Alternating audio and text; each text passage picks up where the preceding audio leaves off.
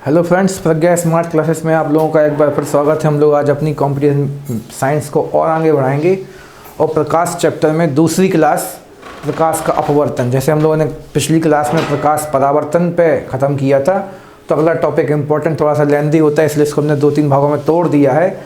तो प्रकाश का परावर्तन के बाद प्रकाश का अपवर्तन, रिफ्रैक्शन ऑफ लाइट। तो क्या होता है परावर्तन में? जैसे हम लोगों ने देखा था कि परावर्तन में कोई किरण जो आएगी, परावर्तन में जो कोई किरण आएगी वो किसी सतह से टकराएगी और वापस चली जाएगी, ठीक है। लेकिन अपवर्तन में क्या होगा? अपवर्तन में वापस नहीं जाएगी।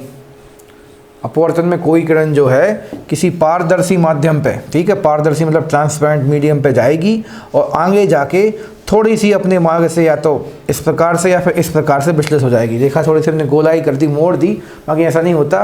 वो तो ऐसी ऐसी जा रही होगी तो थोड़ी सी ऐसी हो जाएगी, ऐसी ऐसी जाएगी तो थोड़ी सी ऐसी हो जाएगी, इस प्रकार से। तो अपने मार्ग से विचलन हो जाने वाली घटना को ही हम लोग क्या कहते हैं? प्रकाश का अपवर्तन कहते हैं, ठीक है। डाइवर्जन या फिर डिफ्रैक्ट हो जाना, एक प्रकार से डिफ्रैक्ट तो नहीं होना चाहिए, बस भटक जाना को ही अपन लोग अपवर्तन कहते हैं। तो हमने कुछ शब्द में भी लिख रखे हैं, इजी हैं, देख लेते क्या लिखा है। जब प्रकाश की किरणें एक पारदर्शी माध्यम से दूसरे पारदर्शी माध्यम में प्रवेश करती हैं, ट्रांसपेरेंट मीडियम से दूसरे ट्रांसपेरेंट मीडियम में जाती हैं, तो वे अपनी मूल दिशा से विचलित हो जाती हैं और इस घटना को ही आप क्या कहेंगे? अपवर्तन कहेंगे। जैसे कि हम लोग देख रहे हैं इस वाले चित्र में कि एक प्रकाश किरण यहाँ से यहाँ जा रही है। मान लीजिए ये भी अपना कोई पारदर्शी माध्यम, ये भी एक पारदर्शी माध्यम है और बीच में यहाँ से ये वाली लेयर उन दोनों को अलग कर रही है। तो जैसे ही ये वाली किरण इस माध्यम से इस माध्यम में जाएगी तो उसको नॉर्मली जाना था ऐसा, ठीक है, उसकी दिशा तो ऐसी दिख रही थी हम लोगों को। अब लेकिन वो ऐसे ही जाके थोड़ी सी कैसी हुई, इस दिशा में झुक गई, इस साइड। उसने सीधी बात अपनी दिशा को चेंज कर दिया है। तो उस दिशा को चेंज करने को हम लोग बोलते हैं विचलन, ठीक है। डाइवर्ट हो गई वो अपने मार्ग से, तो इस विचलन को ही हम लोग कहेंगे प्रकाश का अपवर्तन। तो आर पार निकल जाना अपवर्तन है और थोड़ा सा अपने मार्ग से भटक जाना अपवर्तन है मेन। तो ठीक, आर पार निकलना तो अपवर्तन नहीं था, अपने मार्ग से भटक जाने को हम लोग क्या कहेंगे? अपवर्तन कहते हैं एक प्रकार से। अगला कुछ फैक्टर हम लोगों को याद रखने हैं कि जब प्रकाश की कोई किरण विरल माध्यम से मतलब डेंस मीडियम से सघन, गलत बोल गए हम, रेयर मीडियम से सघन मतलब डेंस होता है, तो विरल माध्यम से सघन माध्यम, जैसे कि हवा से पानी में, हवा होती है विरल और पानी होता है सघन, में प्रवेश करती है, तो वह दोनों माध्यमों के पृष्ठ पर खींचे गए अभिलंब की ओर झुक जाती है। तो अभिलंब क्या होता है? ये हम लोगों का अभिलंब होता है सीधा, ठीक है। तो अभिलंब की ओर झुक जाएगी। तो चित्र हम लोग ऐसा आदि बनाते हैं, यहाँ पे छोटा सा इस वाले के लिए जगह थोड़ी सी कम छोड़ी है हमने।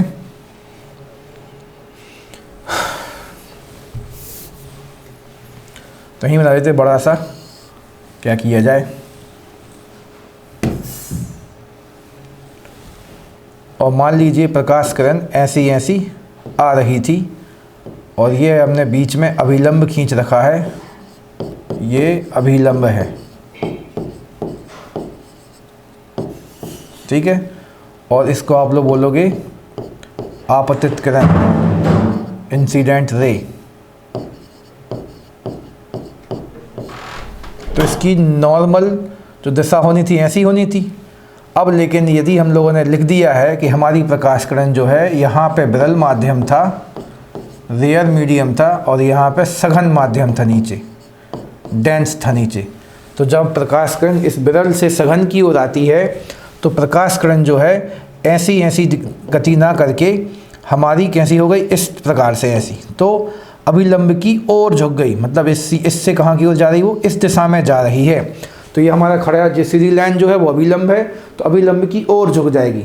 सीधी बात आपको अब ये करना है, तुक्का बना लेना है कि हम लोग प्रतियोगी परीक्षाओं में समझने के लिए कि जब विरल से सघन की ओर जाते हैं तो विरल का मतलब वहाँ पे दूर दूर से अणु बैठे थे तो यहाँ पर जगह खूब थी, और सघन पे जब आ गए तो यहाँ पे जगह कम हो जाएगी।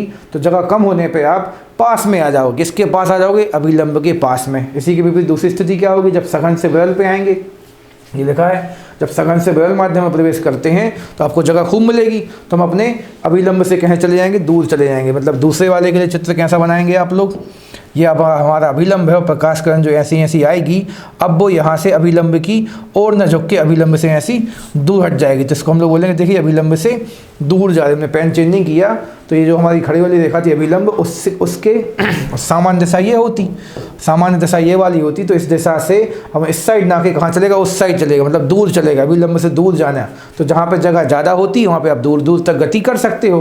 तो जब विरल से सघन पे जाओगे तो सघन में आने पे पास आ जाएंगे, क्योंकि सघनता में जगह कम होती तो पास पास आ जाएंगे। और विरल की ओर जब जाएंगे तो हम लोग कहाँ हट जाएंगे, दूर की ओर। तो काफ़ी टॉपिक इजी है हम लोगों को। तो ऑब्जेक्टिव क्वेश्चन बस इतना ही याद रखना है कि जब प्रकाश किरण विरल से सघन जाती है तो क्या होता है, और सघन से विरल जाती है तो क्या होता है। दोनों बार वो विचलित तो होगी, बस सघन पे जाते समय पास आ जाएगी, विरल पे जाते समय दूर हट जाएगी। और तीसरी स्थिति ये एक और बनती है कि यदि किरण जो किरण अभिलंब के समानांतर प्रवेश करती है, मतलब यदि कोई किरण एकदम ऐसी सीधी आ गई, ठीक है, इस प्रकार से ऐसी सीधी आ गई, यहाँ से भी इसमें सीधी आ गई, तो उसके मार्ग में कोई परिवर्तन देखने को नहीं मिलेगा, अर्थात उसको तो हम बोलेंगे बस वो आर पार चली गई। उस घटना को अपवर्तन भी नहीं बोलना चाहिए, किताबों में ऐसा लिखा रहता है। तो जो किरण अभिलंब के समानांतर प्रवेश करती है उसके पथ में कोई परिवर्तन नहीं होता। कोई परिवर्तन नहीं अर्थात विचलन नहीं है, और विचलन नहीं अर्थात क्या नहीं है, अपवर्तन नहीं है। तो समांतर दो स्थितियाँ मेन होती हैं, और तीसरी स्थिति यदि समांतर सीधे सीधे आ गए, लंबवत आ गए इस प्रकार से, तो फिर कोई परिवर्तन देखने को नहीं मिलेगा। ये आपको याद रखना है। आगे जाके कुछ अनुप्रयोग हम लोग पढ़ेंगे जो आप लोगों को पहले से याद हैं, कि पानी के अंदर जो पड़ी वस्तु होती है, कोई भी चीज़ होती है, वो हमें मूल गहराई से थोड़ी सी ऊपर दिखती है, तो उसको भी हम लोग क्या बोलते हैं, प्रकाश का अपवर्तन।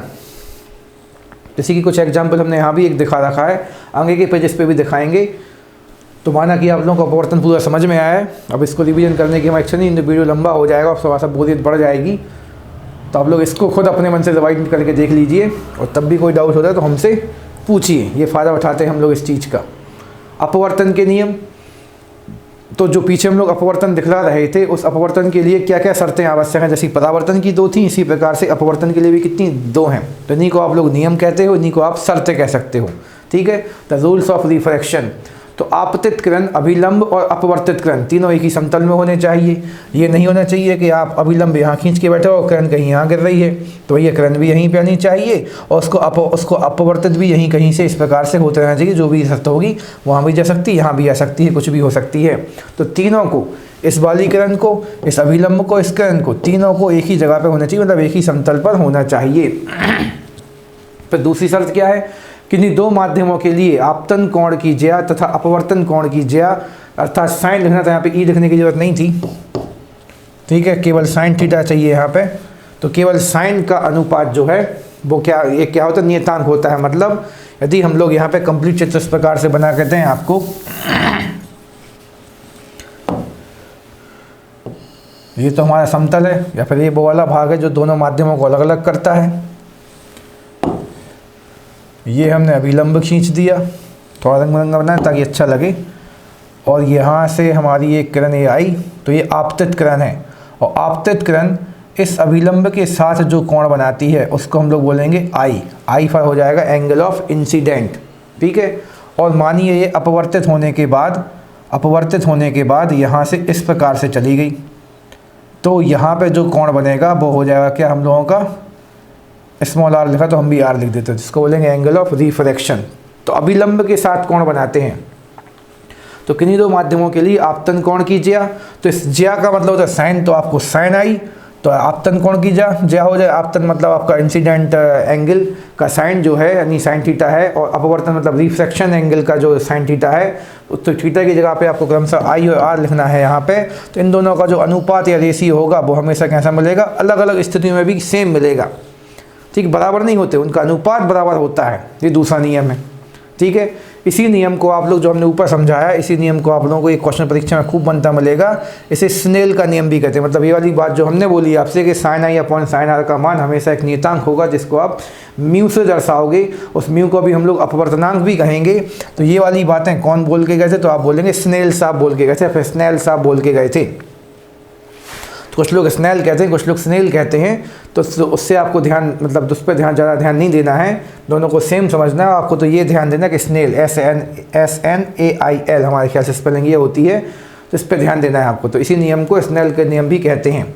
यहाँ पर जो नियतांक है वो पहले माध्यम के सापेक्ष दूसरे माध्यम का अपवर्तनांक है। मतलब ये ऊपर वाला माध्यम पहला है, नीचे वाला माध्यम दूसरा है, तो पहले माध्यम के सापेक्ष दूसरे माध्यम का अपवर्तनांक, मतलब हर एक माध्यम का अपवर्तनांक जो होता है अपने साथ वाले माध्यम पर डिपेंड करता है। तो यहाँ पे आपको बस ये ध्यान देना है कि जो अपवर्तनांक म्यू का साइन होता है वो किस वाले माध्यम का अपवर्तनांक, तो यहाँ पे साफ लिखा है दूसरे का, ठीक है। तो दूसरे का अपवर्तनांक आप दिखला रहे हो बस किसके सापेक्ष, तो पहले के सापेक्ष। अब पहला वाला चेंज हो जाएगा तो दूसरे माध्यम का अपवर्तनांक भी क्या हो जाएगा, चेंज हो जाएगा। तो इस कंप्लीट हमने कल भी बताया था आप लोगों को कि अपवर्तनांक पे ही प्रकाश की चाल डिपेंड कर रही थी, और अपवर्तनांक एक प्रकार का अनुपात है, ठीक है, जो अपने आप में निश्चित तो होता है लेकिन उसका अनुपात निश्चित होता है, ना कि उसका मान निश्चित होता है। और आगे चलते हैं, किसी माध्यम का अपवर्तनांक भिन्न भिन्न रंग के प्रकाश के लिए भी कैसा होगा, भिन्न भिन्न होगा, ठीक है। तो प्रकाश का जो अपवर्तनांक है भिन्न भिन्न रंग के लिए भिन्न भिन्न होगा। इसी कारण से हम लोग देखते हैं कि अलग अलग प्रकार से फैलते हैं और अलग अलग प्रकार से रोशनी भी देते हैं। हम लोग यदि लाल रंग का टार्च लेके जाएंगे तो कुछ खास साफ नहीं दिखेगा, यदि हम लोग सफ़ेद या फिर सफ़ेद तो सबसे अच्छा हो जाएगा, हरे रंग का प्रकाश लेके कहीं टार्च लेके चलेगा तो अलग प्रकार से दिखेगा। क्यों? क्योंकि वहाँ पर जो भी वायु हवा वगैरह बड़ी पड़ी है तो उनके साथ में वहाँ पर अपवर्तन भी होगा और अलग अलग रंग के कारण आपको अलग अलग प्रभाव देखने को मिलेंगे। ज़्यादा डीप में लेकर नहीं जा रहे हैं, तो अभी हमें फिर टेक्निकल चीज़ों का उपयोग करना पड़ेगा, उससे आप लोग थोड़ा सा नाराज़ हो जाओगे, तो अभी नाराज़ नहीं करते हैं। तो बस आपको ये याद रखना है कि जो कि भैया पता है हम लोगों को कि प्रत्येक रंग का तरंग दैर्घ्य अलग अलग होता है, इसीलिए प्रत्येक रंग के लिए अपवर्तनांक का मान भी कैसा होगा, अलग अलग होगा। और तरंग दैर्घ्य बढ़ने के साथ साथ अपवर्तनांक का मान कैसा होता है, कम होता है। मतलब हम लोग यहाँ पर बस ये ध्यान दे लेते हैं कि तरंग दैर्घ्य या वेवलेंथ, जिसको आप लोग लैम्डा कहते थे, तरंग दैर्घ्य या वेवलेंथ जो है अपवर्तनांक के व्युत्क्रमानुपाती होता है, ठीक है। बस इतना आप लोगों को याद रखना है। अतः लाल रंग का अपवर्तनांक सबसे कम होगा क्योंकि उसका तरंग दैर्घ्य ज़्यादा होता है, और बैगनी रंग का अपवर्तनांक कैसा होता है, बैगनी रंग का अपवर्तनांक अधिक होता है क्योंकि उसकी तरंग दैर्घ्य सबसे छोटी है, कम होती है। तो इसको भी याद रखें, ज़्यादा नहीं समझा है उसको भी हमने, नहीं तो फिर मज़ा नहीं आएगा। ताप बढ़ने पर भी सामान्यतः अपवर्तनांक घटता है। यदि आप टेम्परेचर बढ़ाओगे, टेम्परेचर बढ़ाने पर प्रकाश की चाल बढ़ती है और चाल बढ़ने पर अपवर्तनांक भी क्या होता है, कम होता है, लेकिन यह बहुत ही कम होता है, मतलब परिवर्तन जो होगा कम होगा। नीचे दिखाया वैसे अच्छे से।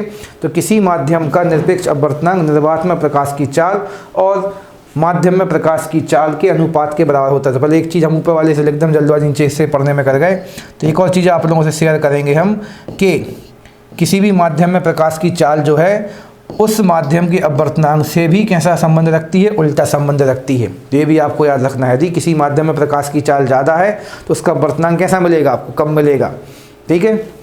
जब हम लोग क्योंकि ये हमने निष्कर्ष कैसे निकाल लिया है, ताप बढ़ने पर सामान्यतः अपवर्तनांक घटता है। हम लोगों को पता है यदि आप ताप बढ़ाते हो तो उस माध्यम के अंदर प्रकाश की चाल क्या होती है, बढ़ती है। वो ध्वनि में पढ़ा था हम लोगों ने, तो उस लॉजिक को हमने यहाँ पे अप्लाई करते हुए आप लोगों को एक निष्कर्ष निकाल के दे दिया है कि यदि आप चाल बढ़ाओगे तो अपवर्तनांक क्या होगा, कम होगा, साथ में ताप भी बढ़ाओगे तो भी अपवर्तनांक क्या होगा, कम। तो ताप और चाल परस्पर अनुक्रमानुपाती थे और अपवर्तनांक से वो कैसे हो जाएंगे, व्युत्क्रमानुपाती हो जाएंगे। जीभ थोड़ी थक रही है तो आप लोग अपने मन से बोल लो क्या बोलना है, वो व्युत्क्रमानुपाती जो भी है वो ऐसा कुछ बोलना है। अब और आगे बढ़ते हैं। किसी माध्यम का निरपेक्ष अपवर्तनांक, मतलब सीधी बात है, किसी माध्यम का अपवर्तनांक क्या होता है, तो निर्वात में प्रकाश की चाल और उस माध्यम में प्रकाश की चाल के अनुपात के बराबर होता है। तो आपको हमेशा यहाँ पर ऊपर रखना है क्या, यदि आप चाल के मामले में अपवर्तनांक का सूत्र बनाना चाहते हो, हमने कल पिछली क्लास में भी बताया था कि अपवर्तनांक विभिन्न माध्यमों में प्रकाश की चालों का अनुपात है। तो यदि आपको किसी माध्यम में प्रकाश की चाल यानी प्रकाश की चाल पता हो, अपवर्तनांक पता करना चाहते हैं, तो आप निर्वात में प्रकाश की चाल जो कि सबसे ज़्यादा थी उसमें भाग लगा दीजिए उस माध्यम में प्रकाश की चाल से, ठीक है, उस माध्यम में प्रकाश की चाल से। ये अपने आप आगे पीछे हो जाता है, वो भी बोर हो गया लगता है आप लोगों की भांति के सर एक ही पेज पे कब तक रोके रहेंगे। तो फटाक से आगे बढ़ते हैं ताकि बोर्ड भी बोर ना हो, बस सीधा बोल देते हैं कि आप किसी माध्यम में प्रकाश की चाल निकालना चाहते नहीं, किसी माध्यम का अपवर्तनांक निकालना चाहते हैं चाल के सूत्र की सहायता से, ना कि इस आई और आर की सहायता से। तो आपको क्या करना है, निर्वात में प्रकाश की चाल में भाग दे देना है उस माध्यम में प्रकाश की चाल का, तो आपको उस माध्यम का अपवर्तनांक चल जाएगा पता। तो अपवर्तनांक निकालने के बहुत सारे तरीके होगा, जो वो मिट गए हैं अपने यहाँ से, तो आप लोगों ने उसको वीडियो को थोड़ा रिवाइंड करके स्क्रीनशॉट लेके अपना काम चला लीजिए। अब आगे बढ़ते हैं। तो प्रकाश के अपवर्तन के कारण घटने वाली कुछ घटनाएं, तो द्रव में अंशतः डूबी हुई छड़ टेढ़ी दिखाई देगी। इसकी कहानी भी क्या होती है, इसकी कहानी ये होती है, जैसे यहाँ पे भी हम लोगों को चित्र तो बना के नहीं दिया, उसका पीछे था बल्कि थोड़ा सा।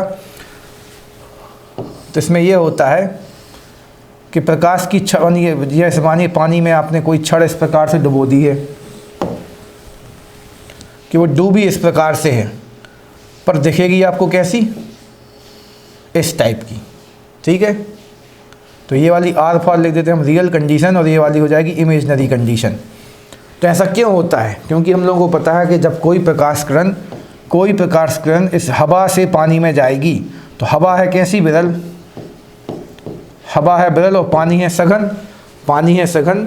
तो पानी जब जो सघन होता है, तो आप देख रहे थे इस छड़ को, ठीक है, आप देख रहे थे इस छड़ को, और जब हम लोग छड़ से जाके टकराने, मतलब छड़ को देख रहे हैं, तो छड़ से निकलने वाली जो तरंगे हैं, ठीक है, छड़ से निकलने वाली जो प्रकाश तरंगे हैं वो ऊपर आएंगी और फटाक से आपकी, मतलब जब वो सघन से, अब हमें उल्टा समझाना पड़ेगा कि नीचे सघन लिखना है हमारे लिए, तो जो प्रकाश किरणें इस छड़ पे पड़ रही थी वो छड़ से टकरा के पानी से बाहर निकलेंगी, और पानी से बाहर निकलने के बाद वो आपकी ओर ना झुक के दूर की ओर क्या करेंगी, फैल जाएंगी, जिससे हम लोगों को उसकी एक्चुअल कंडीशन नहीं दिखेगी और थोड़ी सी हम लोगों को उठी हुई प्रतीत होगी। क्यों? क्योंकि अंदर से निकलने वाली जो प्रकाश किरणें थी वो पानी जैसे सघन माध्यम से निकल के हवा जैसे विरल माध्यम में हम लोग की आंखों के पास आ रही थी, और हम लोगों की आंखों के पास आते आते वो थोड़ी सी क्या होंगी, दूर की ओर डाइवर्ट हो जाएंगी, क्योंकि पीछे पड़ा है हम लोगों ने, विरल माध्यम में प्रकाश किरणें दूर हट जाती हैं, और दूर हटने पे वो थोड़ा ज़्यादा दूर को जाएंगी, तो हम लोगों को लगेगा कि प्रकाश किरणें जो हैं वो यहाँ से नहीं, कहाँ से निकली हैं, यहाँ से निकली हैं। तो ऐसा लगता है, होता कुछ नहीं है,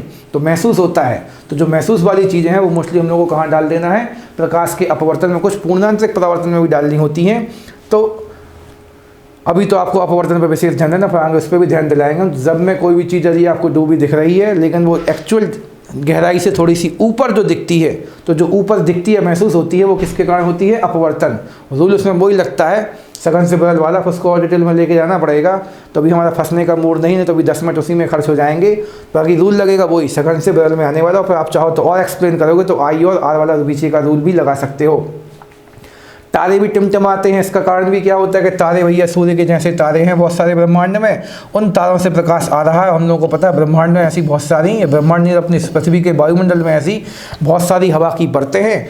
अब यहाँ इन वाली परतों का सबका घनत्व या अपवर्तनांक अलग अलग है, तो जैसे ही कोई किरण यहाँ से आती तो कभी वो इस प्रकार से विक्षेपित, कभी इस प्रकार से विक्षेपित, कभी इस प्रकार से विक्षेपित, कभी इस प्रकार से विक्षेपित, ऐसी अलग अलग प्रकार से अपवर्तित या विक्षेपित या विचलित होती आती है, जिस कारण से कभी वो किरण आपको यहाँ पे, तो कभी कोई किरण यहाँ पे, कभी वही किरण यहाँ पे, तो एक ही किरण की आपको विभिन्न स्थितियाँ दिखती हैं, जिस कारण से वो टिम टिम टिम करती हैं, टिन टिन टिन हो जाता है। तो टिन टिन टिन की जो स्थिति बनती है वो किसके कारण बनती है, प्रकाश के अपवर्तन के कारण बनती है।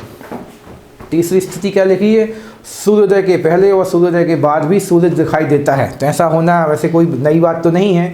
इसमें कहानी क्या होती है, इसको भी समझाना वैसे थोड़ा सा आसान है इसकी अपेक्षा। तो इसमें क्या होता है कि भैया हम लोग जो है पृथ्वी पर इस प्रकार से बैठे हुए हैं, ठीक है, और हम लोगों को पता है सूर्य जो है हम लोगों से आकार में काफ़ी बड़ा है, तो यहाँ पे सूर्य है। अब मान लीजिए आप इस वाली पोजीशन पर रहते हो, तो आपको अब यहाँ से सूर्य दिखना बंद हो गया, लेकिन सूर्य का जो प्रकाश है वो इस प्रकार से सब जगह फैला हुआ है, सूर्य का प्रकाश यहाँ पे फैला हुआ। तो जहाँ पे सूर्य का प्रकाश होता है वहाँ पे गर्मी बढ़ जाती है, वहाँ पे गर्मी बढ़ जाती है, और गर्मी बढ़ने के कारण यहाँ पे कैसा माध्यम हो जाता है, विरल माध्यम हो जाता है। और यहाँ पे कैसा माध्यम है, ठंडा। अभी अपने यहाँ पे शाम हो चुकी है, और शाम पे या फिर सुबह हो रही है, और वहाँ पे सीधी बात है गर्मी की मात्रा इस वाले क्षेत्र की अपेक्षा कम है, तो यहाँ पर सघन माध्यम। और जब प्रकाश किरणें विरल से सघन माध्यम में जाती हैं तो वो आपकी ओर हट जाएंगे। अभिलंब सामान्यतः हम लोग की आँख पे बनेगा, तो अभिलंब की ओर आ जाती है। तो जब हम लोग सघन से विरल पे गए थे दूर हट गए थे, और जब हम लोग विरल से सघन पे जाएंगे तो हम लोग की ओर आ जाएगा। तो ये प्रकाश किरणें आपको अपनी ओर आती दिखेंगी। और पीछे हमने आपको बताया था, फिर आप लोगों को पहले से पता है कि हमें कोई वस्तु कब दिखती है, जब उस पर पड़ने वाली प्रकाश किरणें, फिर उससे निकलने वाली प्रकाश किरणें आपकी आँख तक आ जाएं। तो हमारी आँख तक जिस वस्तु से परावर्तित होकर प्रकाश किरणें आ जाती हैं वो वस्तु हम लोगों को दिख जाती है, ठीक है। तो इसी प्रकार से सूर्य आपके सामने तो नहीं था, लेकिन यहाँ पे आकाश में होने वाले अपवर्तन के कारण सूर्य की किरणें हमारी आँख तक आ गईं, इस कारण से आपको सूर्य अब दिखने लगेगा, ठीक। तो ये सारी चीज़ें सही में होती हैं। तो कई बार हम लोग देखते हैं कि हम लोग बैठे रहते हैं और किसी चीज़ का हम लोग को आभास होता है, तो ऐसे ही इसमें कोई नई बात नहीं है। कई बार क्या होता है, कुछ किरणें यहाँ वहाँ से अपवर्तित होकर हमारी आँख के सामने आ जाती हैं, हमारी आँख पर आ जाती हैं, जबकि वो वस्तु हमारे सामने नहीं होती, तो उस वस्तु का हमें आभास होने लगता है। तो ये सारी घटनाएं अपवर्तन के कारण होती हैं कि यहाँ वहाँ से वो किरणें मुड़ के कभी कभी हमारे पास तक आ जाती हैं, जबकि वो वस्तु सामने नहीं होती, पर उस वस्तु से निकली किरणें या परावर्तित किरणें हमारी आँख तक आ जाती हैं। तो इसको भी याद रखें। सीधी जितने भी प्रकार के मुख्यतः आभास हैं, जितने प्रकार के भी आभास हैं वो हम लोगों को किसके कारण होने वाले हैं? प्रकाश के अपवर्तन के कारण। इस पर थोड़ा सा आप लोग ध्यान दें। अभी समय कम है इसलिए हमने थोड़ा सा स्पीड बना रखी है। यदि मौका मिलेगा तो इसको और डिटेल में हम लोग सारे सूत्रों की सहायता से और सारे कॉन्सेप्ट की सहायता से समझेंगे। तो अभी इच्छा तुम्हारी है कि आप इतना ही पढ़ के नौकरी ले लें, फिर आगे हम लोग अपना ध्यान बांटेंगे। आगे चलते हैं। सूर्य के पहले जित वाली हो गई चौथी स्थिति में क्या लिखा? पानी से भरे किसी बर्तन की तली में पड़ा हुआ सिक्का ऊपर की ओर दिखता है। तो वो तो सेम इसी प्रकार छड़ चढ़ी दिख रही है। एक्चुअली इससे मतलब सीधी बात है, उठा हुआ दिख रहा है मतलब फिर से आभास हो रहा है। जल के अंदर पड़ी हुई मछली वास्तविक गहराई से कुछ ऊपर उठी हुई दिखाई पड़ती है। वही सेम कहानी, तो फिर से उठी दिख रही है। ये लग रहा है हम लोगों को कुछ भी जो भी कंडीशन है। भाई पक्षी महोदय इसके लिए कहाँ दिख रहे हैं? इस साइड दिख रहे हैं। तो जो भी कंडीशन है सब किसके कारण होती है? अपवर्तन के। तो हमने सबसे अच्छा तुक्का दे दिया है कि जितने भी हम लोगों को प्रकाश संबंधी आभास के गुण हैं वो किसके कारण से दिखेंगे? अपवर्तन के कारण दिखेंगे। तो हाल फिलहाल में हमारे आगे बढ़ने का मन है क्योंकि टॉपिक अब थोड़ा सा ईजी और इंटरेस्टिंग बनता जा रहा है और आप लोगों को आसानी से समझ में आ रहा है, ऐसा हमें फीलिंग आ रही है। प्रकाश का पूर्ण आंशिक परावर्तन, total internal reflection of light. ठीक है, इसको समझने की कोशिश करते हैं। पहली चीज़ तो आप लोगों को हम ये बता दें कि भले इसमें लिखा होता है परावर्तन, ठीक है, तो परावर्तन होता तो है, पर परावर्तन यहाँ पे उस सतह से होता है जहाँ पर सामान्यतः अपवर्तन होता है। जैसे हम लोगों को ये पीछे से हम लोग थोड़ा सा सीख चुके हैं अब तक कि परावर्तन मुख्यतः उन सतहों से होता है जो बहुत चिकनी होती हैं और साथ में मुख्य रूप से अपारदर्शी होती है। मतलब किरणें जाएंगी और टकरा के कहाँ आ जाएंगी? वापस आ जाएंगी। ठीक है, तो मुख्यतः इसके लिए सतह का अपारदर्शी होना जरूरी है, तो परावर्तन होगा। और हम लोग अभी अपवर्तन की चर्चा कर रहे हैं। तो अपवर्तन में प्रकाश किरणें जो होती हैं आर पार निकल जाएंगी, भले अपने मार्ग से थोड़ा सा इस प्रकार से विचलित हो जाएंगी। ठीक है, तो एक बात आखिरी में इतना बोल देते हैं कि सामान्यतः परावर्तन अपारदर्शक सतहों पर होता है और अपवर्तन पारदर्शक सतहों पर होता है। लेकिन जब परावर्तन पारदर्शी सतहों पर भी होने लगे तो उसी वाले पारदर्शी सतहों के अपवर्तन को यानी परावर्तन को ही हम लोग क्या कह देंगे? पूर्णांशिक परावर्तन। तो थोड़ा सा अच्छे से बोल देते फिर से, क्योंकि कुछ शब्द फंस रहे हैं अपने, क्योंकि बस थोड़ा सा ये अपवर्तन परावर्तन और पारदर्शी अपारदर्शी का ही खेल बनता है परीक्षाओं में। तो हम फिर से एक बार फिर से बोलते हैं कि परावर्तन होता है ऐसी जगहों पर जहाँ पे प्रकाश आर पार नहीं जा सकता, इजी लैंग्वेज में, और अपवर्तन वहाँ पे होता है जहाँ पे प्रकाश अपने आप आर पार जा सकता है। ठीक है, लेकिन जहाँ पे प्रकाश आर पार जा सकता है, ठीक है, तो वहाँ पे सामान्यतः होता है अपवर्तन। लेकिन वहाँ पे अपवर्तन होने की जगह पे क्या हो जाए? परावर्तन। तो उस वाली घटना को हम लोग क्या कहेंगे? पूर्णांशिक परावर्तन। तो काफ़ी टफ लैंग्वेज थी वैसे ये वाली, पर ऐसे हमने कई सारे कथन देखे हैं अपनी परीक्षाओं में, इसलिए उनको आपसे शेयर किया हमने, ताकि यदि बाई चांस आपके साथ ऐसा कुछ होने लगे परीक्षा में तो आप भी तैयार रहें उस चीज़ के लिए। क्योंकि हमें पता है इस साल का पेपर हल्का सा टफ और लेंदी आने वाला है, क्योंकि वैकेंसी कम है और लोगों में जागरूकता अवेयरनेस काफ़ी ज़्यादा है पिछले 2 सालों से पढ़ाई के प्रति। तो समझाने की कहानी हम क्या बना दें फिर से, यदि एक कि मान लीजिए यहाँ पे हमने कांच रख रखा है जिस पे हमने पेंट भी कर रखा है। ठीक है, तो प्रकाश किरण आएगी और यहाँ से यहाँ वापस चली गई। तो ये वाली घटना क्या है? परावर्तन है। इस बाबकरी में हमें ये लंडी नहीं खींचनी थी। और अब हमने यहाँ पे केवल कांच रखा है, इस पर कोई पेंटेंट नहीं किया है, और प्रकाश किरण ऐसी आई और यहाँ से बस हल्की सी इस साइड निकल गई। तो इस वाली घटना को हम लोग क्या कहेंगे? तो आप बोलेंगे सर इसको हम लोग अपवर्तन कहेंगे, रिफ्रैक्शन कहेंगे। ठीक है, ये अपवर्तन लिखना था। अब लेकिन एक स्थिति ऐसी बन जाए कि इसी वाली सतह पर प्रकाश किरण आए और यहाँ से वापस चला जाए। तो जहाँ पर जिस वाली सतह पर अभी तक अपवर्तन हो रहा था, ठीक है, कांच वगैरह था, हवा वगैरह थी, वहाँ पे अपवर्तन ना हो के क्या हो जाए? परावर्तन हो जाए। ठीक है, उस वाली घटना को हम लोग क्या नाम दे देंगे? परावर्तन, यानी पूर्णांशिक परावर्तन। इसके लिए कुछ शर्तें होती हैं जो हम लोगों को याद करनी पड़ती हैं। तो पीछे हमने काफ़ी ईजी माहौल बना दिया था, इसलिए इस टफ माहौल को भी आपसे हमने शेयर किया है। आशा करते हैं इसका आप लोग सदुपयोग करेंगे और हमारा फ़ायदा उठाएंगे। तो क्रांतिक कोण या क्रिटिकल एंगल क्या होते हैं? तो क्रांतिक कोण जो है, ठीक, कब देखना है आपको? सघन माध्यम में बना हुआ है आपतन कोण। सघन मतलब वही आपका डेंस मीडियम में बना हुआ है आपतन कोण है, मतलब इंसिडेंट एंगल है, कोण होता है जिसके लिए विरल माध्यम में अपवर्तन कोण का मान 90 अंश होता है। ठीक है, विरल माध्यम में अपवर्तन कोण का मान 90 अंश होता है। तो इसमें आपको बहुत टफ लैंग्वेज लिखी, तो सीधी बात हमें बस ये बोल देना है, ये हमारा समझो दोनों माध्यमों को अलग करने वाली सतह थी। अब कोई प्रकाश किरण ऐसी आई, ठीक, और ये हमने अभिलंब खींच रखा था बीच में। तो यहाँ तो कोई कोण बन रहा था, उसमें कोई दिक्कत नहीं थी। अब लेकिन जो प्रकाश किरण यहाँ पर जाके सामान्यतः आगे जाके विचलित होकर अपवर्तन दिखलाती थी, अब वो अपवर्तन दिखलाने के साथ मतलब अपवर्तन ना दिखला के यहाँ से इस वाले अभिलंब से, ठीक है, यहाँ पे साफ लिखा अपवर्तन कोण का मान कितना हो जाए, 90 डिग्री हो जाए। मतलब इस वाले अभिलंब के साथ में हमें कितने अंश का कोण बनाना है, 90 अंश का। मतलब प्रकाश किरण ऐसी आएगी और ऐसे से कैसी चली जाएगी, ऐसी चली जाएगी। तो ये वाली जो यहाँ पे जो कोण बन, चाहे इस साइड बना चाहे इस साइड बना, उसको ये आर का मान अब कितना हो चुका है, तो आप बोलेंगे सर 90 हो चुका है।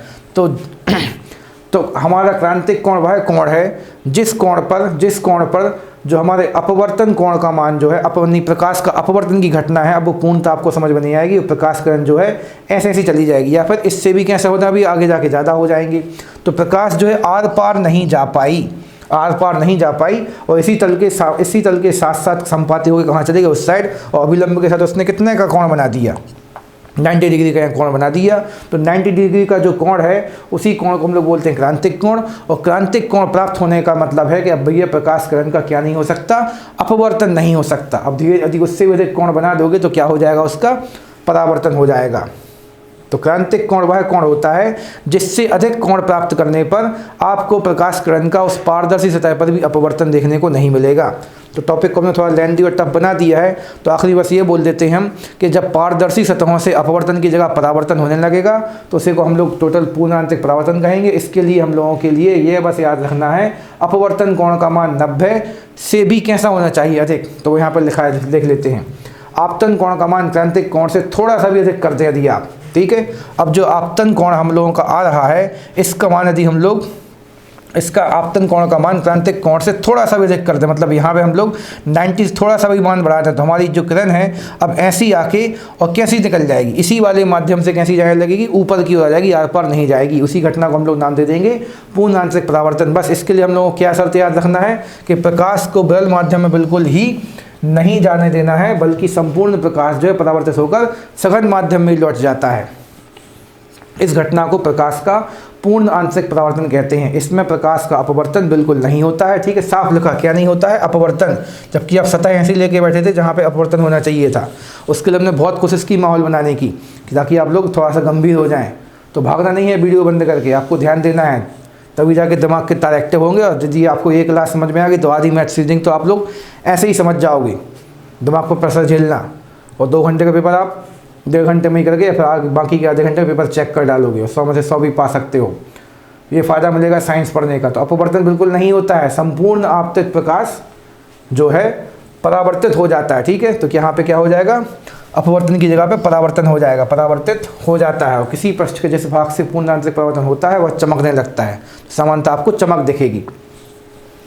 तो आखिरी में सीधी कहानी आपको ये बता दें, नीचे भी लिखा है पूर्णांतरिक परावर्तन के लिए क्या शर्तें आपको याद रखनी है। प्रकाश की किरण जो है सघन माध्यम से कहाँ जानी चाहिए, विरल माध्यम में। मतलब यहाँ पे जो हमने ये सतह बना दी है तो ऊपर आप लोग रखेंगे सघन माध्यम, ठीक है। ये हमने सघन लिखने की कोशिश की है, ये सघन माध्यम, नीचे क्या रहेगा, विरल माध्यम। और प्रकाश किरण जो है सामान्य दिखलाती थी जहाँ पे अपवर्तन, अब लेकिन वो अपवर्तन की जगह पे दिखलाएगी परावर्तन। और इस वाली स्थिति में बस क्या होगा कि आपतन कोण का मान क्रांतिक कोण से भी कैसा हो जाएगा, ज़्यादा। तो आपतन कोण का मान क्रांतिक कोण से भी बड़ा होगा। क्रांतिक कोण का मान कितना होता है, 90 डिग्री। तो 2 शर्तें आपको याद रखना है बस कि किरण को सघन से विरल में जाना चाहिए और आपतन कोण का मान क्रांतिक कोण अर्थात 90 डिग्री से भी कैसा होना चाहिए, ज़्यादा होना चाहिए। उस स्थिति में प्रकाश किरण नीचे की ओर ना जाकर कहाँ चली जाएगी, वापस चली जाएगी। इस पूरी घटना को आप लोग नाम दे देंगे पूर्ण आंतरिक परावर्तन। और जहाँ भी पूर्ण आंतरिक परावर्तन होता है वहाँ पे आपको चमक दिखती है, चमक, ठीक है। और चमक दिखने के कारण आपको चीज़ों का फिर से हल्का सा आभास होगा। तो पीछे अपवर्तन में भी आभास था और पूर्ण आंतरिक परावर्तन के नाम में भले परावर्तन लगा, लेकिन ये भी एक प्रकार का क्या है, अपवर्तन है, इसमें भी आभास होगा। तो हम लोग देख लेते हैं पूर्ण आंतरिक परावर्तन के उदाहरण। जैसे कि हमने पीछे बताया था, जहाँ भी पूर्ण आंतरिक परावर्तन होता है वहाँ पर चमक दिखेगी आपको। तो जहाँ जहाँ पे चमक दिखेगी वहीं वहीं पे आपको पूर्ण आंतरिक परावर्तन, टोटल इंटरनल रिफ्लेक्शन दिखेगा।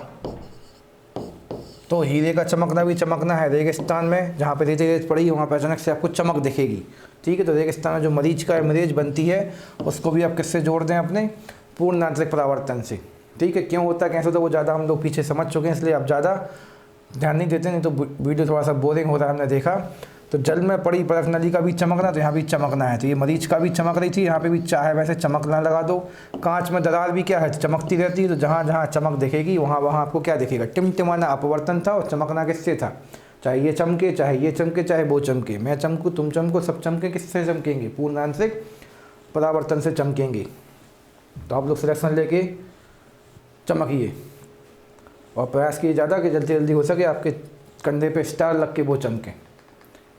आगे चलते हैं, अगला क्या है, तो पीछे की ओर जा रहे हैं हम, आगे चल रहा था।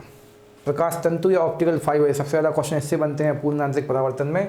तो प्रकाश सरल रेखा में गमन करता है, मोस्टली लोगों को पता है, लेकिन पूर्ण आंशिक परावर्तन का उपयोग करके प्रकाश को एक वक्रीय मार्ग में चलाया जा सकता है। प्रकाश तंतु जो है पूर्ण आंशिक परावर्तन के सिद्धांत पर आधारित ऐसी युक्ति है जिसके द्वारा प्रकाश सिग्नल को इसकी तीव्रता में बिना किसी क्षय के एक स्थान से दूसरे स्थान तक स्थानांतरित किया जा सकता है, चाहे मार्ग कितना भी टेढ़ा मेढ़ा क्यों हो। जैसे हम लोगों को पता है कि प्रकाश मोस्टली भले ऐसा ऐसा आगे बढ़ता है लेकिन सीधा आगे जाता है, और जब तक उसको रास्ते में कोई अवरोध नहीं मिलेगा वो जाते ही जाएगा। लेकिन रास्ते में यदि हम उसको रोक देंगे तो वो यहाँ से आगे बढ़ना बंद करके वो वापस लौट के आ जाएगा।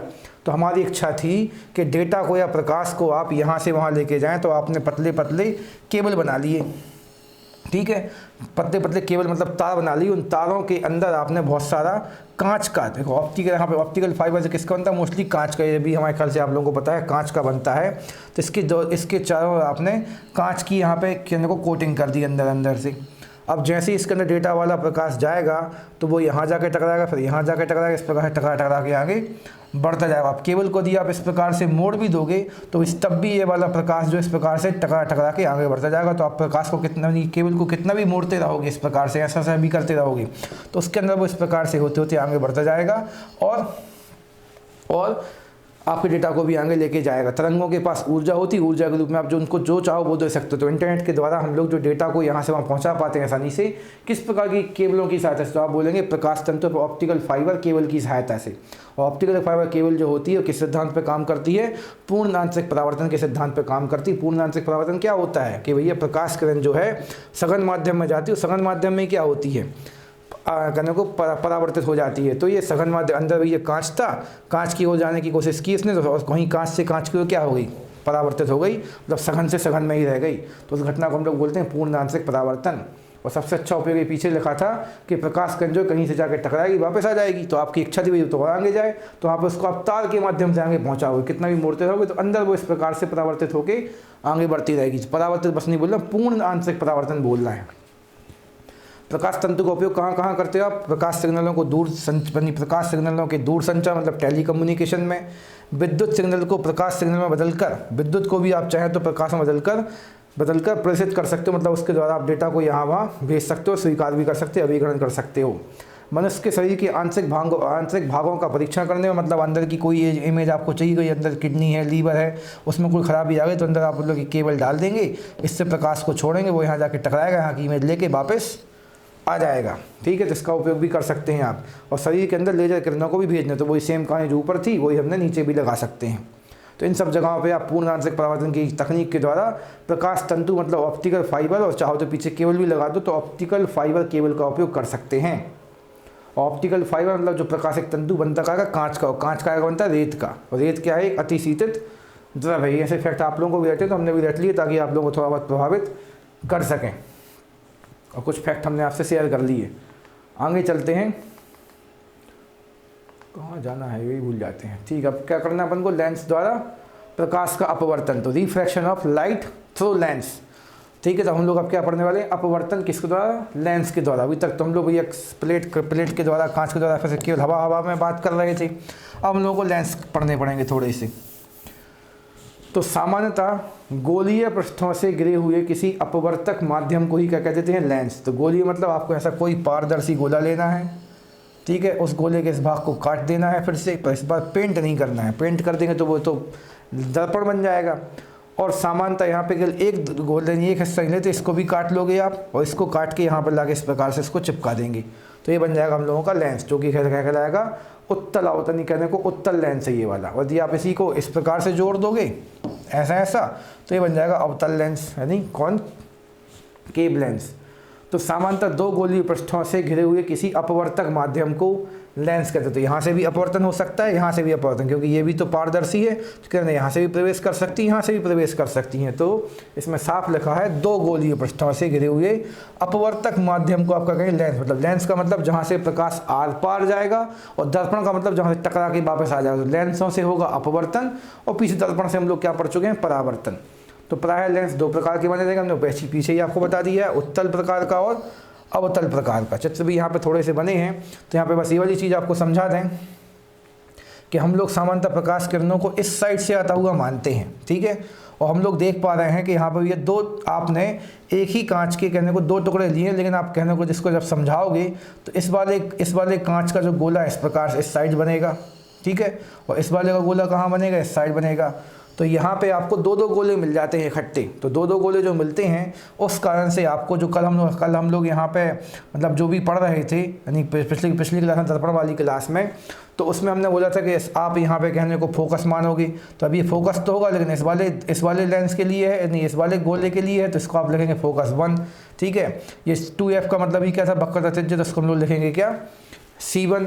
और आगे जाके यहाँ पे कहीं अनंत मिलेगा, तो इस साइड का अनंत 1 है, पर यहाँ पे सब जो है दोनों स्थितियों में यहाँ पे P ही रहेगा, कॉमन रहेगा। और जब हम लोग उस साइड जाएंगे तो ये हो जाएगा F2, और ये 2f के रूप में क्या हो जाएगा, C2। 2f का मतलब क्या हो रहा है यहाँ पे, कि हमने आपको कल बताया था, या फिर आप लोगों को पहले से पता है, जो भी है पता होना चाहिए, नहीं पता तो आज पता कर लो, क्योंकि सब कुछ पता करके अपना स्थिति का पता लगाना। तो हमने पता करके आपको एक छोटी सी पहेली बना के दे दी। अब आगे चलते वापस आते हैं, तो यहाँ पे क्या पता करना है आपको कि 2f को ही C कैसे बोल रहे हैं हम। तो हमने आपको बताया था कि किसी भी लेंस या गोले की त्रिज्या जो होती है उसको हम लोग C से दर्शाते थे, वक्रता त्रिज्या से, यानी केंद्र को हम लोग वक्रता केंद्र से दर्शाते थे, और यहाँ तक की दूरी हो जाएगी हमारी वक्रता त्रिज्या, और जो वक्रता त्रिज्या होती थी उसी का आधा होती थी फोकस दूरी। तो फोकस दूरी इस C तक की दूरी का आधा है, तो C का मान यदि हम लोग f के रूप में दर्शाएंगे तो क्या हो जाएगा, 2f। तो यहाँ से लेके यहाँ तक की दूरी फोकस, और यहाँ से लेके यहाँ तक की दूरी वक्रता त्रिज्या, और वक्रता त्रिज्या का आधा होती थी फोकस दूरी, तो फोकस दूरी का दोगुना हो जाएगी वक्रता त्रिज्या। उसीलिए ने यहाँ पे क्या लिख के दे दिया आपको, 2f लिख के दे दो। बस यहाँ पे हम आपको नई चीज़ क्या समझा रहे थे उस पर फिर से बात कर लें कि यहाँ पे आपको फोकस 1 इस साइड मिलेगा, वक्रता त्रिज्या 1 इस साइड मिलेगी, और फोकस नंबर 2 यहाँ मिलेगा, और वक्रता त्रिज्या वक्रता केंद्र नंबर 2 यहाँ मिलेगा। तो यहाँ पे आपको दो चीज़ों को हैंडल करना पड़ता है, ये बस आपको ध्यान रखना। सेम स्थिति जो हमने आपको अभी उत्तल में समझाई है वही सेम कहाँ लगेगी, अवतल में भी लगेगी। उसमें भी दो स्थितियाँ रहेंगी, एक इस साइड की और एक उस साइड की। और जहाँ से प्रकाश किरण प्रवेश करती है उसको आप 1 कहेंगे, और जहाँ पे प्रकाश किरण जाती है उसको आप 2 कहेंगे। वैसे इसको हमने बहुत अच्छे से आपको न्यूमेरिकल वाले पार्ट में समझाया है, तो इसके हम क्वेश्चन आपको पीछे वैसे कुछ समय पहले हमने आप लोगों के लिए अपने लेंस और दर्पण की कुछ न्यूमेरिकल वीडियो डाली थी, यानी क्वेश्चन डाले थे, उनको हम आपको फिर से शेयर करेंगे ताकि हम अपना भी समय बचा सकें और आप लोगों को कम समय में और नया डेटा दे सकें। तो उन्हीं वीडियो को हम इन्हीं के साथ में फिर से आप लोगों को देंगे। आप लोग उनको देख के इन चीज़ों को जो हम आपको अभी कठिन तरीके से समझाए थे उनको फिर से वहाँ पे अच्छे से समझाएंगे, और इनसे संबंधित न्यूमेरिकल क्वेश्चन भी आपको उपलब्ध कराएंगे, चाहे दर्पण वाले हों चाहे लेंस वाले। जो पीछे हो चुके हैं, कुछ लोगों ने देखे कुछ लोगों ने नहीं देखे हैं, तो उनको फिर से आपके लिए शेयर किया जाएगा, क्योंकि टॉपिक सेम रहेगा, क्वेश्चन सेम रहेंगे, बेसिक सेम रहेगा। इसलिए फिर से पढ़ा के हम अपना समय ख़राब नहीं करेंगे और आप लोगों को नया आगे का मैटर देते जाएंगे। तो अपवर्तन लेंसों से होगा, और लेंस दो प्रकार के होने, उत्तल और अवतल। तो अवतल लेंस इस मामले में इजी पड़ेगा यहाँ पे आपको कि अवतल लेंस में जब प्रतिबिंब आप प्राप्त करेंगे तो आपको वो हमेशा F2 और प्रकाशिक केंद्र को यहाँ पे वो लोग O लिख रहे हैं, यहाँ पे F को अभी हम C दिख रहा है तो इसको वो लोग O लिख रहे हैं यहाँ पे, ठीक। तो हम तो चाहो तो इसको C कर देते हैं ताकि आप लोगों को समझ में आए। नहीं वैसे सही है, वो ही सही है, ये भी हमने गलत लिखा है, इसको सुधार देते हैं। ये तो C2 है, इसको P ना बोल के यहाँ पे क्या बोल देते हैं, प्रकाशिक केंद्र कह देते हैं। तो अवतल लेंस के मामले में जो प्रतिबिंब है हमेशा किरण तो आएगी यहाँ से, ठीक है, ऐसी जाएगी, लेकिन उसका प्रतिबिंब हमेशा किस एरिया में घुस बन के सिमट के रह जाएगा, इस वाले एरिया, मतलब फोकस इस F2, और इस O को बोलते हैं प्रकाशिक केंद्र, जिसको यहाँ पे हम लोगों ने पीछे दर्पण में पोल बोला था, यहाँ पे पोल ना बोल के क्या बोल देते हैं, O बोल देते हैं, क्योंकि वो इन दोनों का मध्य बिंदु है यहाँ पे। तो इसको यहाँ पे P ना बोल के आपको O बोलना है। इस चीज़ के लिए आप लोग ध्यान रखिए, हमारी उस छोटी सी गलती को नकारिए। बस ये बात है कि इस मध्य बिंदु को वहाँ पे दर्पण में पोल बोलते हैं, ध्रुव बोलते थे, यहाँ पे आपको O बोलना है। तो अवतल लेंस के मामले में कहीं भी वस्तु को रख दें आप, कहीं भी वस्तु को रख दें तो जो प्रतिबिंब है हमेशा इस F2 और इस O के बीच में आके बनेगा और कहीं भी इसकी स्थिति देखने को आपको नहीं मिलेगी। ठीक है, तो यह प्रतिबिंब हमेशा वो कैसा बनेगा, सीधा बनेगा। और सीधी चीज़ कैसी होती है, आभासी होती है। और वस्तु से कैसा होगा, छोटा, चाहे वस्तु कहीं भी रखी जाए। तो आपको एक अच्छी कहानी यहाँ पे ये मिल गई है कि अवतल लेंस में आपको केवल एक स्थिति याद रखनी है कि वस्तु को आप कहीं भी रख दो, प्रतिबिंब हमेशा इस F2 और O के बीच में बनेगा और हमेशा सीधा बनेगा। और सीधी चीज़ कैसी होती है, आभासी। ठीक है, तो पीछे हम लोगों ने जो दर्पण पढ़ा था, तो दर्पण में अवतल की बहुत सारी स्थितियाँ थीं। अब यहाँ पे हम लोग लेंस पढ़ा, तो लेंस में यहाँ पे उत्तल की बहुत सारी स्थितियाँ होंगी। तो हम लोग अब उत्तल की ओर बढ़ते हैं।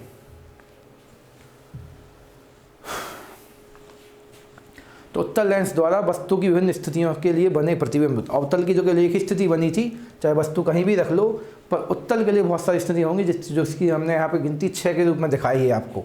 तो मान लीजिए ये हमारा मुख्य अक्ष है। अब ज़्यादा समझाते सीधा बोलते चलते हैं, क्योंकि ज़्यादा बोलने में हम देख रहे हैं छोटी छोटी सी गलतियाँ हो रही जो आपको डाउट बना के दे रही हैं। यहाँ पे बीच में हमें क्या मानना है, ओ मानना, भी पीछे से हमने रेक्टिफाई किया। इस साइड हम लोगों को फोकस 1 मिलेगा, इस साइड हम लोगों को C1 मिलेगा। अनंत को अब 1 नहीं लिखते, ये पहला लेकर अनंत होगा इस साइड का। इस साइड हम लोग जाएंगे तो यहाँ पे आपको फोकस 2 मिलेगा, और इस साइड जाएंगे तो आपको वक्रता केंद्र 2 मिलेगा, जिसको हम लोग C2 कहेंगे, कर्व्ड सेंटर। वस्तु सामान्यतः कहाँ रखी जानी है, आपकी बाईं ओर, right hand side. Numerical question भी हमने पक्का आपसे बोल दिया डालेंगे इसी के बाद, भले वो पुरानी क्लास ही क्यों ना हो, पर आपके लिए काम में आएगी। क्योंकि किसी भी परीक्षा की बात हो, सब जगह क्वेश्चन सेम आते हैं। ये नहीं बोलना सर ये तो जेल के हैं, रेलवे के हैं, ऐसा कुछ नहीं होता। वो लोग ऐसी बातें केवल मूर्ख लोग करते हैं। हम लोग मूर्ख नहीं बनेंगे, पढ़ेंगे सब, ताकि कहीं से भी कुछ भी बने। तो अब पहली स्थिति क्या रखी थी, वस्तु की स्थिति। ठीक है, कॉलम को भी पढ़ते हैं ताकि कुछ लोग अपने मन से ना पढ़ें, तो ध्यान देना भैया। वस्तु की स्थिति, प्रतिबिंब की स्थिति और प्रतिबिंब की प्रकृति और वस्तु की तुलना में आकार क्या होगा, वो हमने यहाँ पर आपको लिस्ट बना के उपलब्ध कराई है। तो वस्तु की स्थिति अनंत पे जब होगी, तो वस्तु जब यहाँ अनंत पे रखी होगी तो प्रतिबिंब कहाँ जाके दिखेगा आपको, इस F2 पे। मतलब इसकी जोड़ी सीधी जाके बनेगी इस F2 से, वस्तु यहाँ पे आके उल्टी हो जाएगी। ठीक है, और वास्तविक हो जाएगी। वास्तव मतलब उल्टी हो जाएगी, और वस्तु से बहुत छोटी, क्योंकि भैया दूर से आ रही है, और उल्टी तो हमने पहले ही बोल दी आपसे। दूसरी स्थिति, जब वस्तु को आप C1 से परे, मतलब C1 से मतलब अनंत पर नहीं रखा आपने, थोड़ा सा C1 के इस साइड रखा है, बस C1 से परे रखा है, तो वस्तु का जो प्रतिबिंब है वो F2 और C2 के बीच में हो जाएगा। मतलब थोड़ा सा इस वाली स्थिति के लिए यहाँ की ओर खिसक जाएगा। ठीक है, और रहेगा भी उल्टा ही इस प्रकार से, और उल्टा रहेगा इसलिए कैसा हो जाएगा, वास्तविक, लेकिन वस्तु से अभी थोड़ा बस छोटा है। पहले बहुत छोटा था, अब केवल थोड़ा छोटा है, यानी छोटा बस है। तीसरी स्थिति, तो आप तो जब भी देखो भूलने लगे, डाउट होता, आप तो चित्र बना के देख लो कि हम लोग क्या देख रहे हैं। जब हम लोग अनंत पर थे, अनंत की जोड़ी फोकस से बन गई। अब हम लोग अनंत और वक्रता केंद्र के बीच में इस साइड हैं, तो हम लोग थोड़ा सा उस साइड खसक जाएंगे। अब यदि वस्तु को आप C1 पर रख दो, तो C1 की जोड़ी यहाँ जाके किससे बन जाएगी, C2 से बन जाएगी। और यदि आप C1 और F1 के बीच में वस्तु को रख दोगे, तो वस्तु खिसक के थोड़ी सी उस साइड चली जाएगी।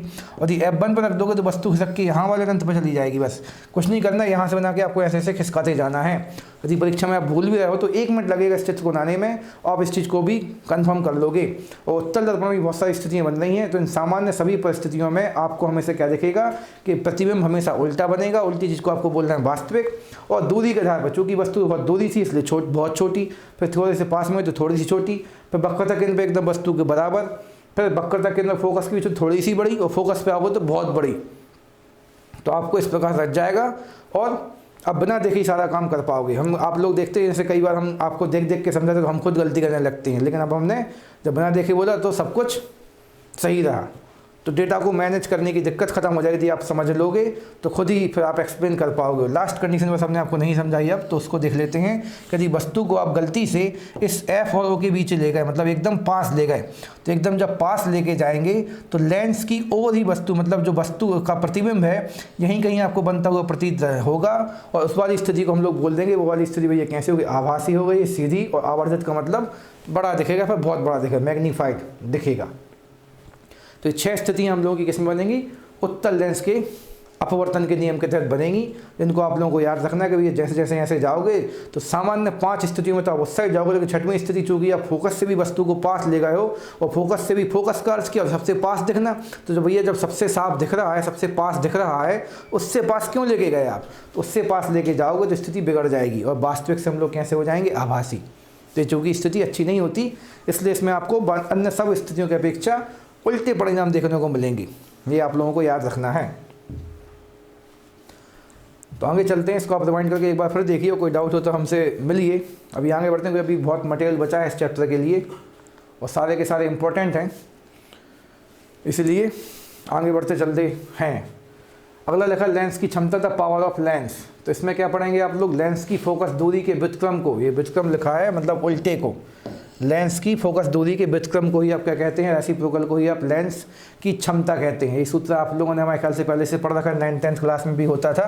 तो P बराबर फार्मूला दिया, आप लेंस की क्षमता को P से दर्शाएं और फोकस दूरी को F से दर्शाएं, तो जो फोकस दूरी होती है उसके उल्टे को, उसके इन्वर्स को, रेसिप्रोकल को ही आप क्या कह देंगे, लेंस की क्षमता कह देंगे। और लेंस की क्षमता का ऐसा ही मात्रक कई परीक्षाओं में आ चुका, अभी जेल भरी के एग्जाम में भी आया था, तो इसमें भी पक्का आएगा, क्योंकि बहुत सारे एग्जाम पेपर बनने, मॉडल पेपर नहीं, सेट पेपर तैयार किए जाने आप लोगों के लिए। तो इसका मतलब पता नहीं उनको व्यापम वालों को क्या लगा, वो डायोप्टर से एक क्वेश्चन जरूर पूछते हैं। तो डायोप्टर क्या है, लेंस की क्षमता का मात्रक, या फिर लेंस की क्षमता का मात्रक है डायोप्टर, ठीक है।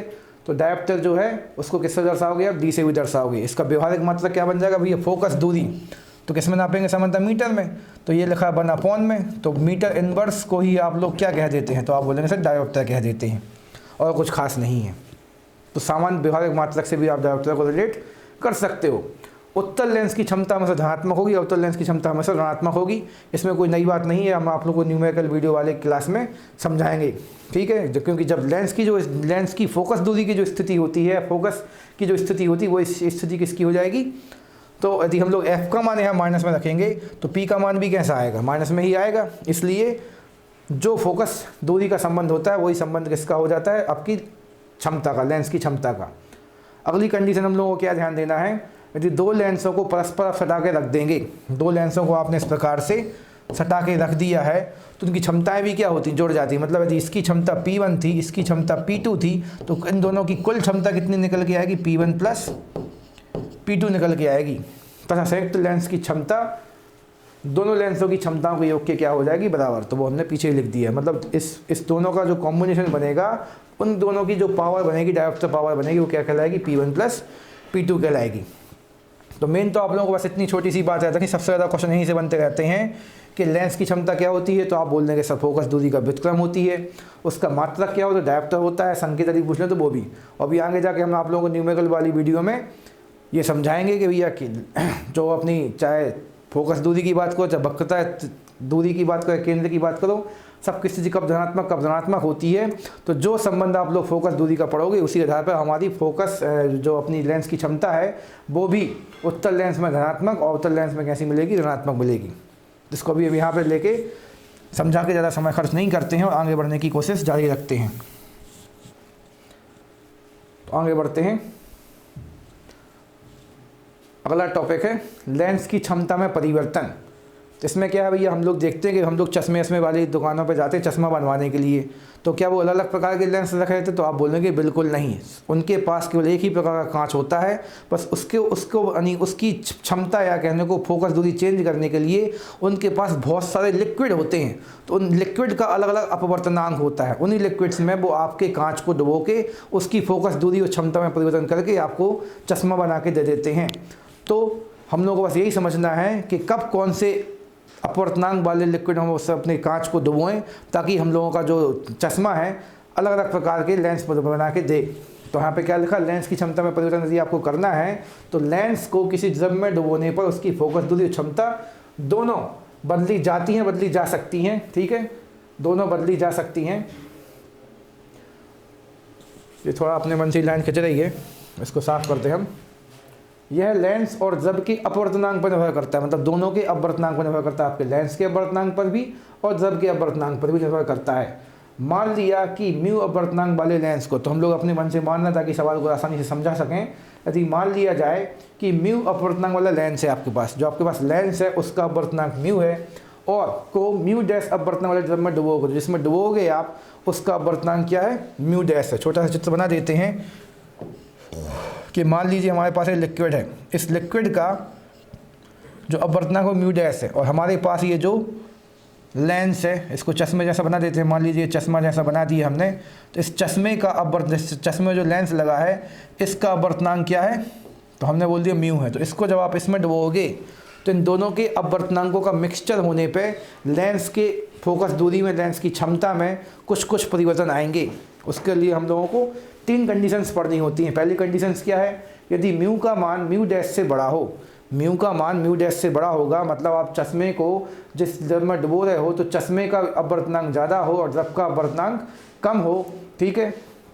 अर्थात जब लेंस को द्रव्य में डुबोया जाता है जिसका अपवर्तनांक लेंस के अपवर्तनांक से कम होगा, ठीक है, चश्मे द्रव्य का कम होगा, तो ऐसी स्थिति में लेंस की क्षमता घट जाएगी। तो मैंने आप लोगों को ये ध्यान देना है, क्षमता क्या हो जाएगी, क्षमता घट जाएगी। फोकस दूरी हमें पता है क्षमता की उल्टी होती है, तो फोकस दूरी क्या हो जाएगी, बढ़ जाएगी। ऊपर लेंस की प्रकृति पर कोई प्रभाव नहीं पड़ेगा। मतलब लेंस की प्रकृति का अर्थ क्या है कि भाई यदि आपके पास उत्तल लेंस तो उत्तल ही रहेगा, अवतल है तो अवतल ही रहेगा, इस पर कोई प्रभाव नहीं पड़ेगा। तो बस ये आपको ध्यान रखना है कि आप भैया विपरीत प्रकृति वाले द्रव्य के पास गए थे, इसलिए आपकी क्षमता क्या होगी, घट गई है, और फोकस दूरी क्या हो जाएगी, बढ़ जाएगी। तो आप तो एक बार याद रखो, क्षमता घट जाती है, ठीक है। उसी के विपरीत फोकस का संबंध उल्टा होता है तो फोकस दूरी बढ़ जाएगी। दूसरी कंडीशन क्या है, आप दोनों के अपवर्तनांक बराबर हैं, मतलब अपने चश्मे का और द्रव्य का दोनों का अपवर्तनांक बराबर है, तो दोनों समान अपवर्तनांक वाले होंगे। तो इस वाली स्थिति में लेंस की फोकस दूरी कैसी हो जाएगी, अनंत। लेंस की फोकस दूरी अनंत हो जाएगी और क्षमता क्या हो जाएगी, समाप्त। अनंत होने का मतलब क्या हम लोगों को पता है सर, पी का सूत्र अभी आपने बताया हमें 1/f, और जब आप लोग f का मान क्या रख देंगे, f का मान अनंत रख देंगे तो अनंत से भाग लगाने पे क्या आता है, 0 आता है। तो फोकस तो क्षमता टोटली क्या हो जाएगी, समाप्त हो जाएगी। तो ये आपको याद रखना है। यहाँ पे दूसरी वाली स्थिति में जब दोनों से एक दूसरे के समान होते हैं तो हम लोगों को एक समांतर प्लेट की भांति व्यवहार करके देगी वो, और उस वाली स्थिति में जो फोकस दूरी है वो ख़त्म हो जाएगी। मतलब कितनी फोकस दूरी हमारी हो जाएगी, अनंत, और जो क्षमता है वो क्या हो जाएगी, समाप्त। तीसरी स्थिति हम लोगों को क्या याद रखना है कि जब हमारा खुद चश्मे का अपवर्तनांक कम हो लेकिन द्रव्य का अपवर्तनांक ज़्यादा हो, तब लेंस को ऐसे द्रव्य में डुबोए जाते वाली कहानी तुमने पीछे समझा दी। ऐसी स्थिति में फोकस दूरी क्या होगी, बढ़ जाएगी, ठीक। ऐसी स्थिति में फोकस दूरी फिर से बढ़ जाएगी, क्षमता क्या होगी, घट जाएगी। तो जब भी आप विपरीत प्रकृति वाले द्रव्य के पास जाते हो तो दोनों ही स्थितियों में आप लोग देखेंगे कि क्षमता क्या हो जाती है, घट जाएगी। भले हमने थोड़ा सा आगे पीछे लिखा है यहाँ पे, और फोकस दूरी फिर से क्या हो गई है, तो हम फिर से लिख के केवल इसलिए दिखला रहे हैं क्योंकि बहुत से लोग इस चीज़ को याद तो करते हैं, तो वो लोग यहाँ पे याद कर लेते क्षमता घट गई क्योंकि हम लोग घटे वाले के पास गए हैं, और यहाँ पे हम लोग बोलते गए ज़्यादा वाले के पास गए हैं क्षमता बढ़ जाएगी। नहीं, तो आपको ये ध्यान रखना है, चाहे कम वाले के पास जाओ चाहे ज़्यादा वाले के पास जाओ, मतलब चाहे कम अपवर्तनांक वाले द्रव्य में डुबोएं चाहे अधिक अपवर्तनांक वाले द्रव्य में डुबोएं, दोनों स्थितियों में हमारे लेंस की अर्थात चश्मे की क्षमता घट जाएगी और फोकस दूरी क्या होगी, बढ़ जाएगी। बस एक अंतर क्या देखने को मिलेगा आपको, सबसे ज़्यादा क्वेश्चन दोनों से याद है क्योंकि वाला तो टॉपिक थोड़ा ईजी पड़ता है। बस इस वाली स्थिति में लेंस की प्रकृति पर कोई प्रभाव नहीं पड़ा था। क्यों? क्योंकि आप अपने से कम अपवर्तनांक वाले से संयोग किए थे। लेकिन यहाँ पे लेंस की प्रकृति क्या होती, बदल जाती है। नलक से गोला रंग भी चेंज कर दिया। यहाँ पे लेंस की प्रकृति बदल जाएगी। क्यों? क्योंकि हमारा जो चश्मा है अपने से अधिक अपवर्तनांक वाले से संपर्क कर रहा है।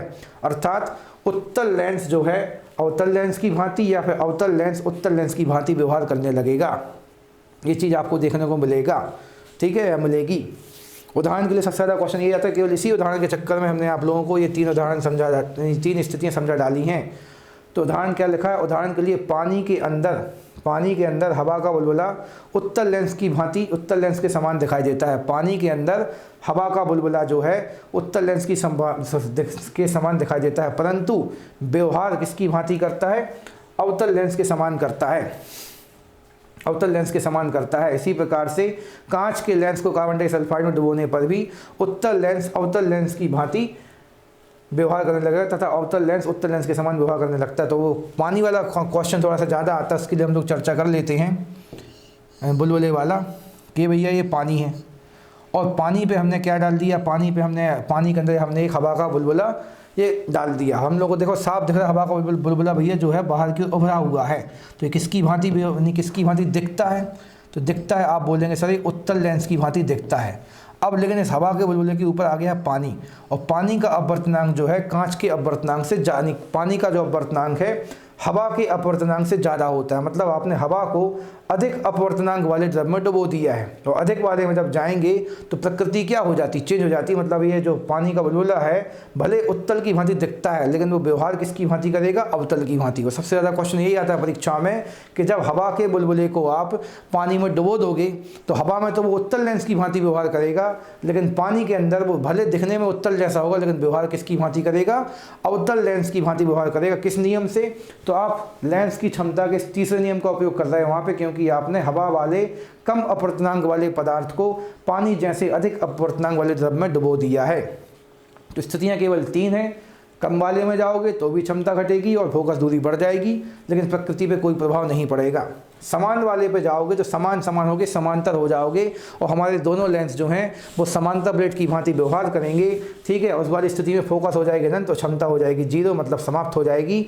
और लेंस की प्रकृति कैसी हो जाएगी, लेंस जो है एक समतल प्लेट या समांतर प्लेट की भांति व्यवहार करती है। वाला क्वेश्चन भी खूब आता है एग्जाम्स में, इसलिए हमने इसको भी शेयर किया। बाकी उतना इम्पोर्टेंट जितना इम्पोर्टेंट ये लास्ट वाला है। यदि आप अपने पदार्थ को यानी कि चश्मे को अधिक अपवर्तनांक वाले द्रव में डुबो दोगे तो भी क्षमता घटनी है इसकी भांति और फोकस दूरी बढ़नी है, लेकिन इस बार प्रकृति क्या हो जाएगी, चेंज। और सबसे इम्पोर्टेंट है पानी का बुलबुला। तो हम लोगों को भी पानी के बुलबुले जैसा बनना है, दिखना कुछ है लेकिन करना बहुत अच्छा है। कुछ भी नहीं करना है, कुछ अच्छा करना है। तो कम समय में ज़्यादा पढ़ के दिखाना है। तो ज़्यादा रिवाइज नहीं करते हैं क्योंकि टॉपिक थोड़ा सा लेंदी हो गया है।